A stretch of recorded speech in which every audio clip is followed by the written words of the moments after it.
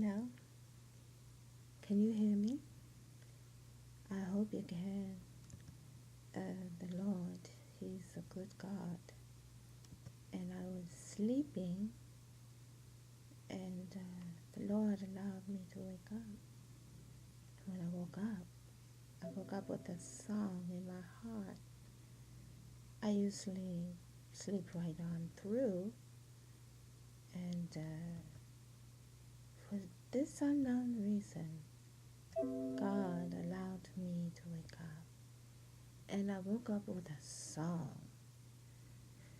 And the song went like this, and it's called True Worship. I'm going to sing it briefly, and then I'm going to stop the tape. It goes like this. With true worship, Lord is in this house. With true worship, the Lord is in this place. With true worship, Lord is in this house. He's in this place. With true worship, the Lord is in this house. With true worship, the Lord is in this place. With true worship, the Lord is in this house. He's in this place.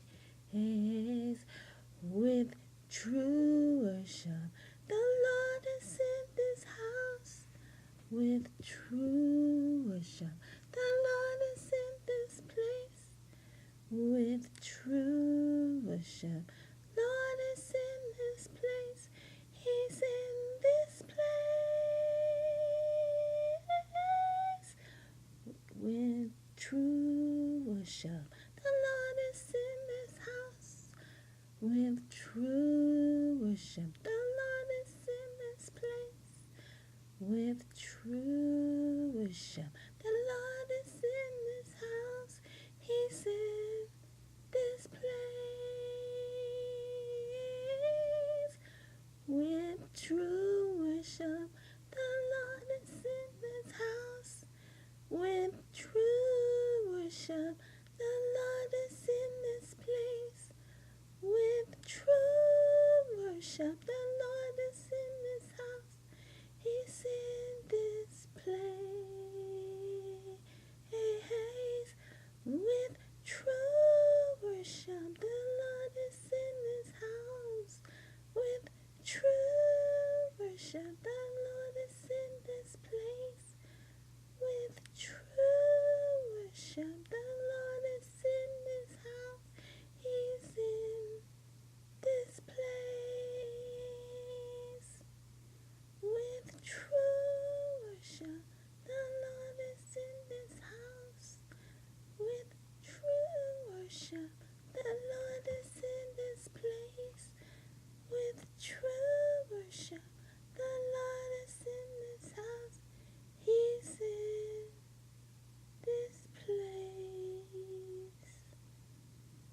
I sing this song only because a lot of people, when they record songs or they create songs or they try to sing from another identity or entity, they don't realize where that song came from. And they don't sing it from the heart. They sing it because it sounded good or it came from some celebrity. And you don't know what that celebrity done to make that song be a hit song.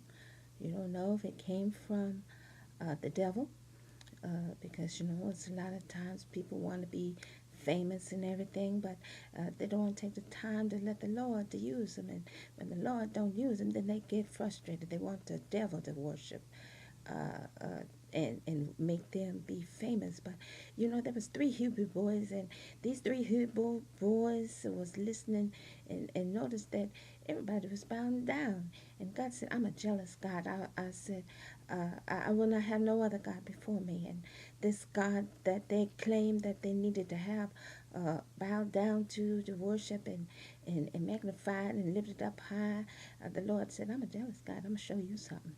And it said that when you bow down, the king said, when you hear the music, you bow down and worship this idol stone made with man's hands and don't have eyes and can't see, have ears but can't hear, feet that can't deliver.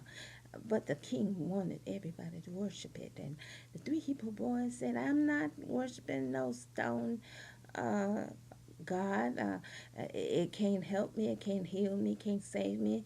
Can't deliver me. I'm not going to do it. And the king said, okay, you going to see what the king's going to do if you don't bow down and worship this God that I worship.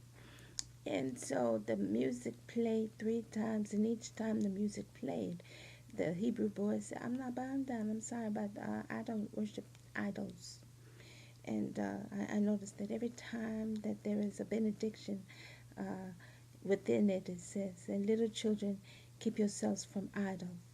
And this is just one of the things that God was talking about when he presented the three Hebrew boys. And that was Shadrach, Meshach, and Abednego. And Shadrach, Meshach, and Abednego, he said, um, I'm not worshiping. You can play the music three times, and I ain't going to bow down.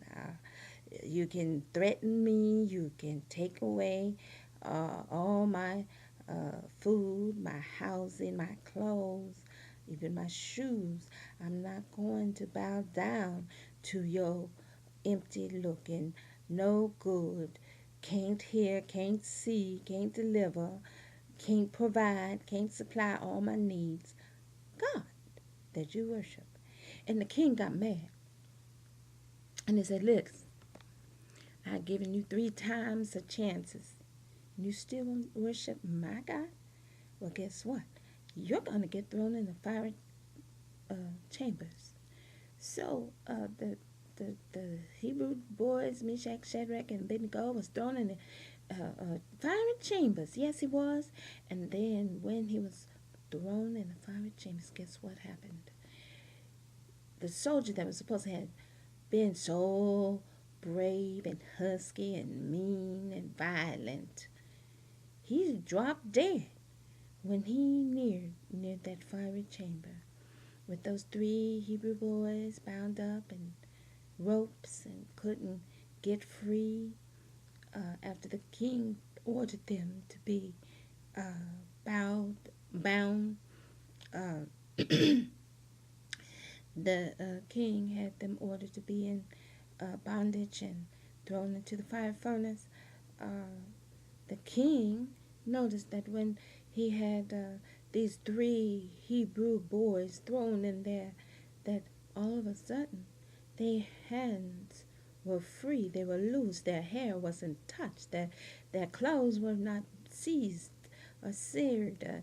No weapon formed against a child of God will prosper.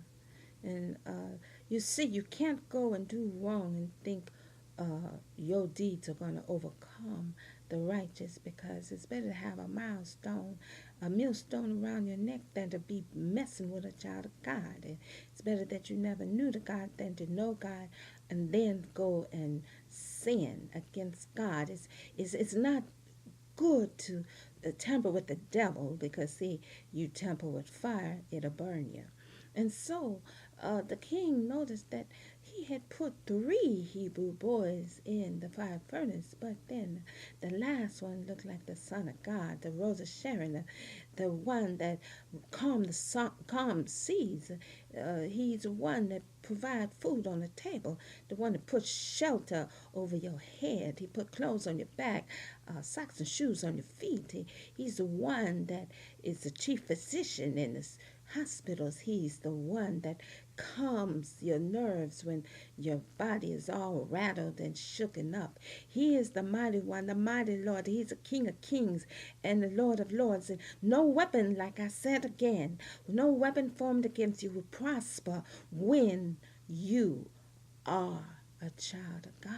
Because God said, I take care of my own. I provide for my own. I supply for my own. And nobody, not nothing can harm and separate them from me because I love them so much. Look at Moses. He went to God and he met him at a fiery bush. And God said, take your sandals off. You're standing on holy grounds. And when you stand on holy grounds, take your shoes off. Take your sandals off. And then God told Moses, pick up this rod and turn it into a snake. When he put it down, then God said, now listen, take it and put it in your hand by the tail, and it turned back into a rod. Don't tell me that God is not a mighty God, because the mighty God we serve is powerful. The mighty God we serve is a chief physician. The mighty God we serve is a bread over troubled waters. He's a mighty warrior in battle. He's everything. He's everything you ever asked for, even when you are in a time of trouble. He's a present help in a time of need. He is everything you ever wanted him to be. And if you just take time to worship Jesus, he'll come right in the midst. If you take time to put your mind on Jesus, he'll bring you out whatever the circumstances is. You see, because God is good and God is great and God will bless you as well as his food he provide for you. So every time people try and say your God is dead, you tell them and you hold your head up high and you roll your shoulders back and say, my God is a mighty God. How about yours? This has been Miss Missionary Evangelist Bridget C. Biggins, Minister of Praise and Worship, and Minister of Music from the Summer and Christmas Extravaganza Children Church. Goodbye.